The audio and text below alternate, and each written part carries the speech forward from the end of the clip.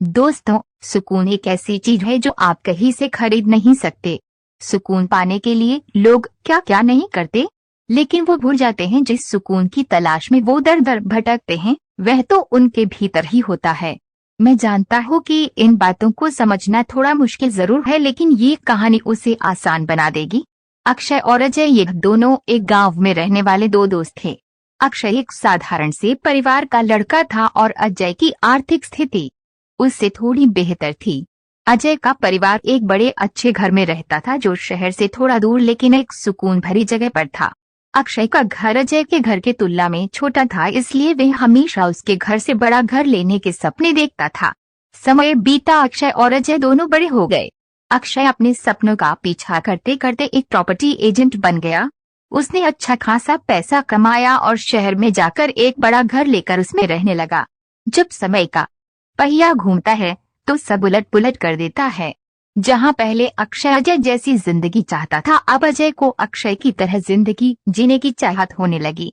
अजय को लगने लगा कि अक्षय कितना लकी है जो उसको इस गांव से दूर शहर में सारे आराम और सुकून की जिंदगी मिली है। ऐसे विचारों ने अब अजय की नींदें उड़ाकर रख ली थी। उसे अब कुछ भी करके अक्षय की ही तरह शहर में जाकर बसना था। काफी दिन परेशान रहने के बाद आखिरकार एक दिन अजय ने अपना मन बना ही लिया और उसने अपना गांव का घर बेचकर उसे जो पैसे मिलेंगे उनसे शहर में घर खरीदने का सोचा। क्योंकि अक्षय एक प्रॉपर्टी एजेंट था तो अजय ने अक्षय को ही फोन लगाकर कहा कि भाई मेरा घर बेचना है, तो कोई अच्छा सा ग्राहक हो तो बताना। अचानक अजय का ऐसा फैसला सुन अक्षय को बड़ा आश्चर्य हुआ। अक्षय ने अजय से पूछा कि क्या हुआ, कोई परेशानी है? पैसों की कमी की वजह से तो तुम घर नहीं बेच रहे हो ना? अजय ने अक्षय से कुछ भी नहीं छुपाया और उसे सारी बात सच सच बता दी। अक्षय ने अजय को समझाने की काफी कोशिश की। वो उसे कहता रहा कि शहर से अच्छा गांव ही होता है, लेकिन अजय है कि किसी भी बात को सुनने के लिए तैयार नहीं था। आखिरकार अक्षय ने अजय का घर बेचने के लिए हामी भर दी। अजय ने सोचा, जब तक घर बिककर मेरे पास पैसे आते हैं तब तक शहर में रह रहे अपने रिश्तेदारों के पास रहकर वहां के लोगों में घुल मिल जाता हूँ। तो आगे का जीवन थोड़ा आसान हो जाएगा। अजय अपने शहरी रिश्तेदारों के यहाँ रहने चला गया। उनके साथ रहने पर अजय ने महसूस किया है कि शहर की भागदौड़, पॉल्यूशन और शोर में वह उस सुकून को कभी नहीं हासिल कर सकता जिसके लिए वह गांव छोड़कर जाने वाला है। लेकिन फिर भी गांव छोड़ने का मन बना चुका अजय ने एक तीसरा रास्ता निकाला।